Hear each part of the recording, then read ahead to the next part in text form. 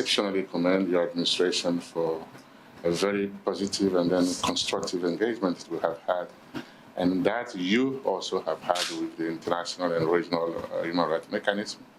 We are aware very much of the specificity of your union, and then we take it seriously that the type of relationship that we have with Tanzania is reflective of the nature of that union. And for us, it is extremely important that we develop a partnership based on your priority, based on your interest, based on the people of Zanzibar within the union, of course, in terms of human rights, for promotion and protection as well. Mr. Marcel Akpovo oversees the operations of the organization in Tanzania, Djibouti, Eritrea, Ethiopia, Kenya, Sudan, Somalia, South Sudan, and Uganda. Moving on, Prime Minister Kassim Majaliwa has assured that the execution of the government's budget for the year 2022-2023 continues to improve following to the increase in internal income tax collections. Mr. Majaliwa was giving closing remarks to the Parliament sessions. He says the government has spent more than 19.48 trillion shillings for the implementation of various national projects. Here's a report by Mwazani Kiembe, read by Ludua Muhammad. While giving closing remarks of the Parliament sessions today, the Prime Minister Kassim Majaliwa outlines in details the implementation of the budget for the 2022-2023 fiscal year. Makusanyo yamekuwa ya kuridhisha katika kipindi cha Julai hadi Disemba 2022. The collections of revenues have been satisfactory the period from July to December 2022. Internal revenue, including council revenue, has reached 13.40 trillion shillings, equivalent to 96.9% of the target. The Revenue Authority TRA managed to collect 11.68 trillion shillings, which is equivalent to 98.1% of the target.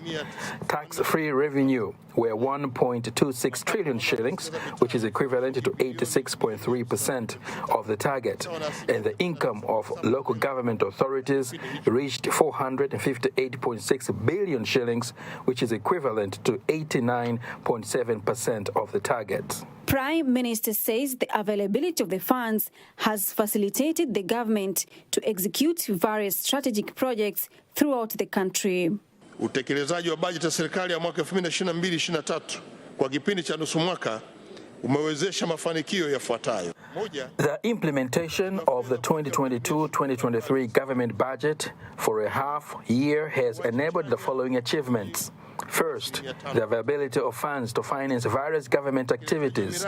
Secondly, the positive growth of the economy by 5.2%. Thirdly, the implementation of the projects including construction of the Central Railway on international standards, the project of Julius Nyerere Dam, the construction of the Kigogo-Busisi Bridge, and the development of the construction of Mtumba Town in Dodoma.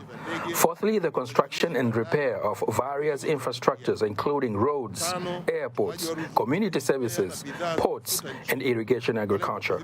Fifthly, the provision of subsidies on fertilizers and fuel products in the country to control inflation and bring relief to the consumers. Mr. Majaliwa also has emphasized the need of educating the citizens living in conserved areas, the importance of following the rules and regulations of those areas. He also called on farmers not to sell their crops so as to deal with climate change, which has become a challenge for farmers in the country. Nitumie fursa hii kuelekeza mamlaka ya uhifadhi kuendelea kushirikiana na wananchi. I take this opportunity to direct the Conservation Authority to continue to cooperate with the citizens in the areas by providing awareness on cooperative defense and to continue to protect and preserve all conserved areas. However, I call on farmers to develop the habit of storing their crops instead of selling them while in the field, as well as using official systems to sell their crops in order to avoid the risk of food shortages. The representatives of the panel of Southern African Development Community SADC of elders are in the Lesotho to oversee the progress made on the reforms. The reason for the oversight is to learn whether Lesotho needs any assistance from SADC to complete her national reforms. Mpolokeng Mothebe has more details.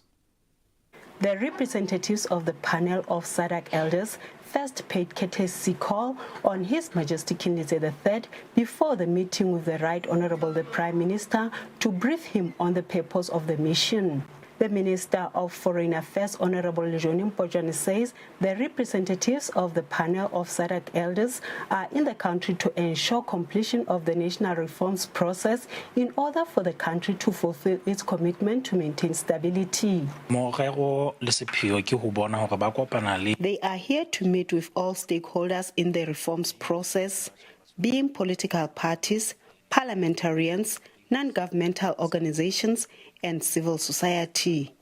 They have already met with His Majesty and the Prime Minister. Theirs is to see that ends meet. The chairman of SADC panel of elders, His Excellency Jakaya Morisho, says they are going to meet with the stakeholders in the national reforms to learn the progress.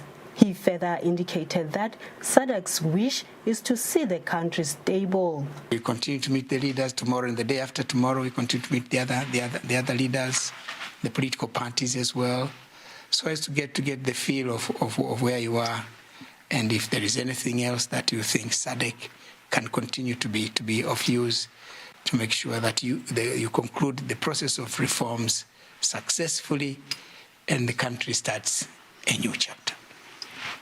The panel of SADC elders will leave the country on Saturday. Moving on, Deputy Permanent Secretary, Ministry of Education, Science and Technology, Professor James Mdoe, says the ministry is determined to establish a center of excellence in IT in order to promote and strengthen the IT sector in the country. Mr. Mdoe was inspecting the area that will be used to build the center at the Institute of Technology in Dar es Salaam. The Deputy Permanent Secretary has urged the DIT management to closely monitor the construction work so that the project is completed on time. The center is expected to be a catalyst to increase the number of IT students and experts in the country and hence developing the country's economy. There are 100 offices for lecturers. Also, we have the capacity to admit 1,500 students at a time. Therefore, the completion of this building means that we are able to increase the learning and teaching infrastructure, thus giving us the opportunity to increase the number of students who will be registered in this institution. This will help us as we have a plan to build a hostel, thus leading us to increase student enrollment. 37 billion Tanzanian shillings has been set aside for the completion of the center, which will include classrooms, conference halls, and modern hostels, and is expected to be complete in 2024.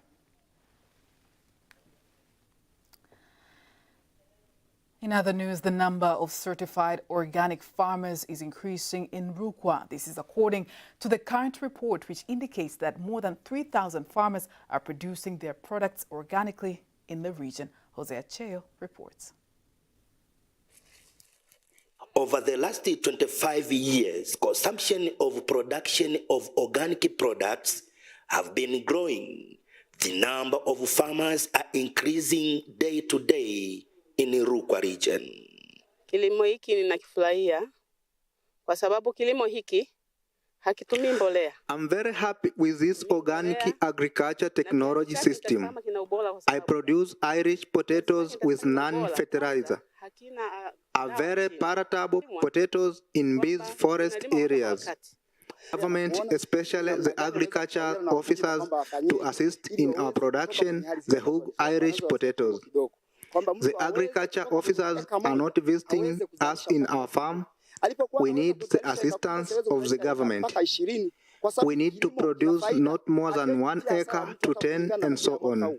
The development in agriculture and the community health organization ADEC contributes much to emphasize the great knowledge about organic agriculture technology in Rukwa by reducing the number of children in malnutrition. In Rukwa region, as a headquarters, we are teaching all small farmers and medium farmers to produce their product by using agriculture technology, which is a technology using organic manures and bones to produce a fertilizer and other chemicals. Tanzania has a wide range of organic products for the export market. Private sector actively engaged in organic agriculture and has capacity in the national organic movement. A target of reaching at least 10,100 farmers to produce an organic product, but we still not reaching the target because we fell in budget. Organic farming contributes ecosystem service for climate change mitigation, biodiversity, and soil and water protection. It is necessary to raise awareness among the local people so as to increase understanding in the importance of using organic products. Jose Acheo, TBC News, Rukwa. Thank you, Hosea, for that report.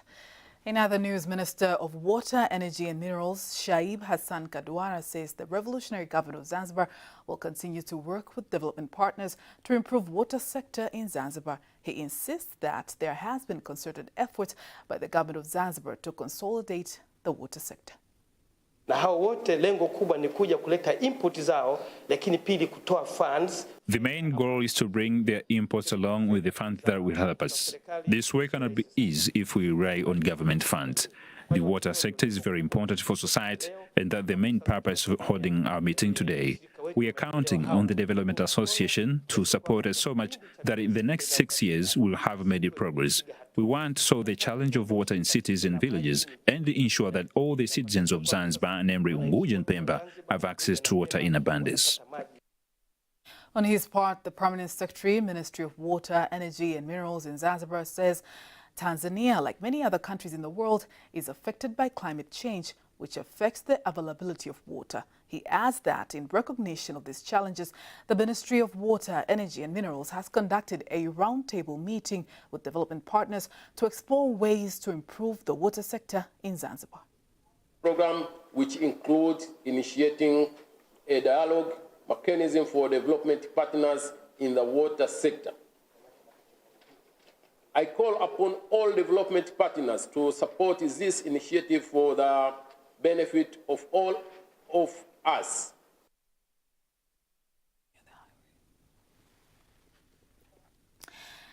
Now let's take a look at the tourism sector.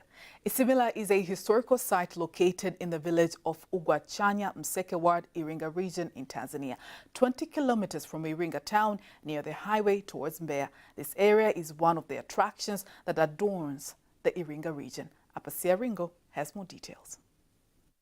Isimila Valley has been inhabited by people since the Stone Age.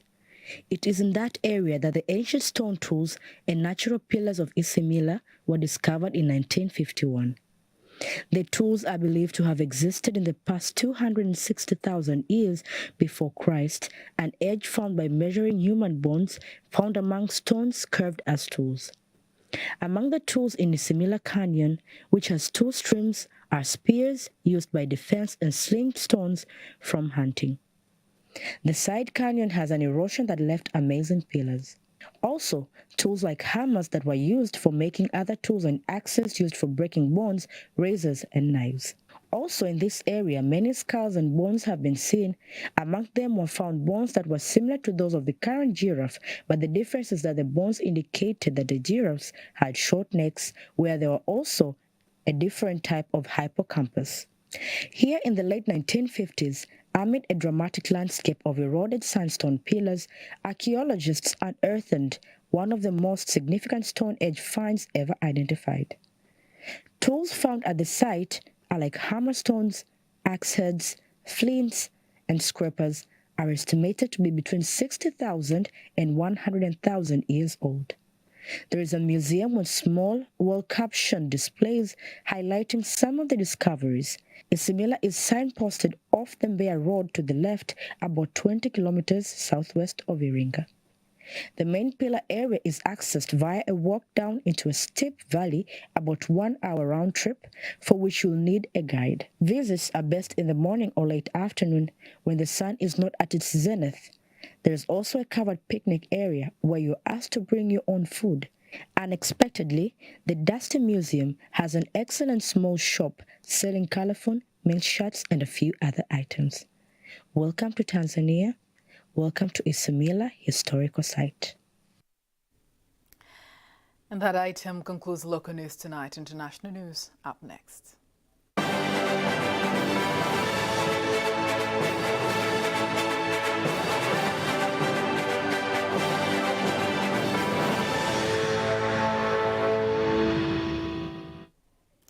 Let's have a look at international news with Esero Mafuru.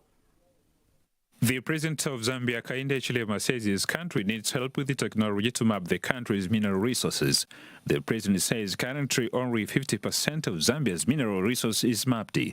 The president of Zambia said the act of mapping the country's minerals will reduce risks among potential investors, as they will know what is in the ground before committing the investment.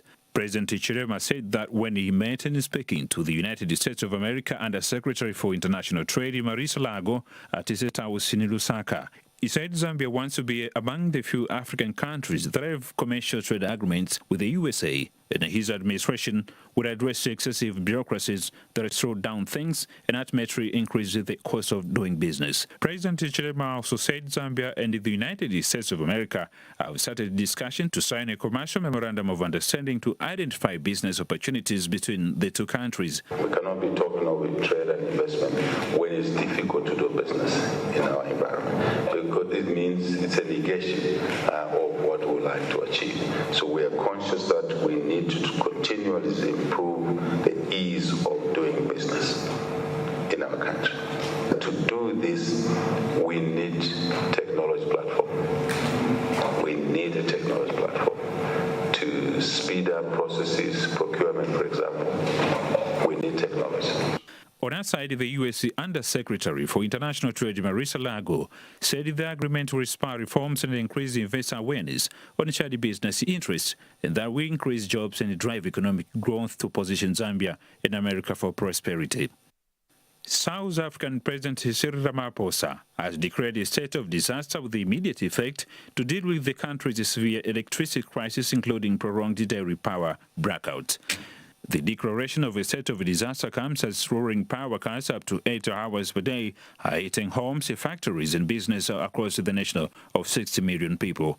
He said the state of disaster is an emergency measure previously implemented to deal with the COVID-19 pandemic. In 2020, the deadly floods that killed more than 400 people last year.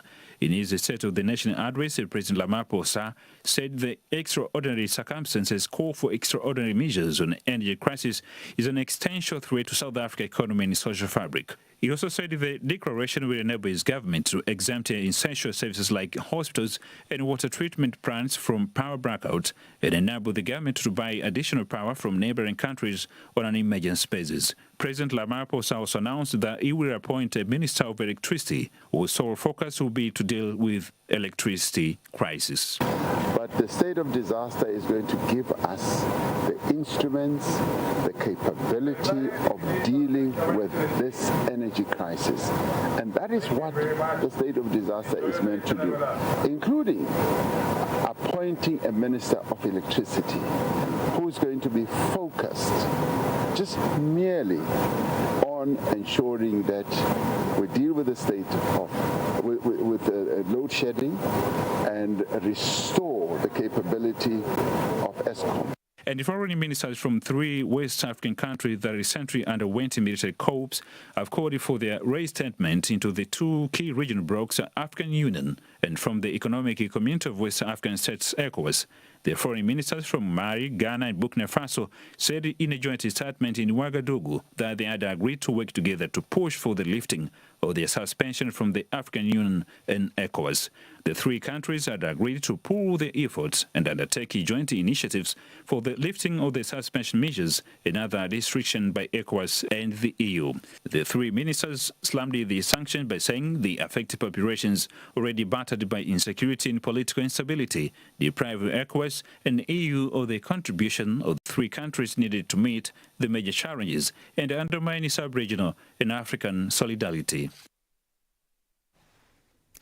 That was international news. Sports news up next.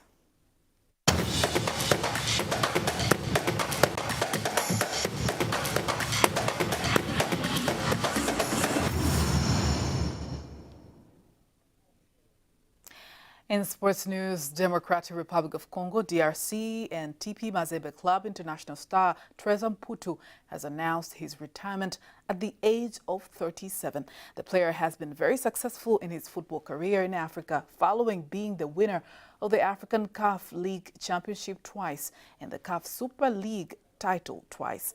Alinki is also Mputu's all-time top scorer in CAF interclub competitions alongside Abu Trika. In 2009, the star emerged as the best player on the African continent. In 2007, he was the best scorer of the CAF Championship. Played. Mtibwa Sugar will play Dodoma City FC, the game that is expected to be played at 4 p.m. Mtibwa are in 9th place, while Dodoma City is in 11th place in the league. And until now, Yanga are at the top with 59 points, followed by Simba and Azam, while Singida are in 4th place. TBC Taifa, TBC FM, and TBConline will broadcast live all the games. City has been already sentenced over a city with more than 100 breaches of its financial rules on Monday. The 2-year ban from European competitions for breaching UEFA's finance. The club proved they were completely innocent. And on that note, we are ending our news bulletin for tonight. Thank you very much for watching. I am Faida Ngaga. Have a lovely evening.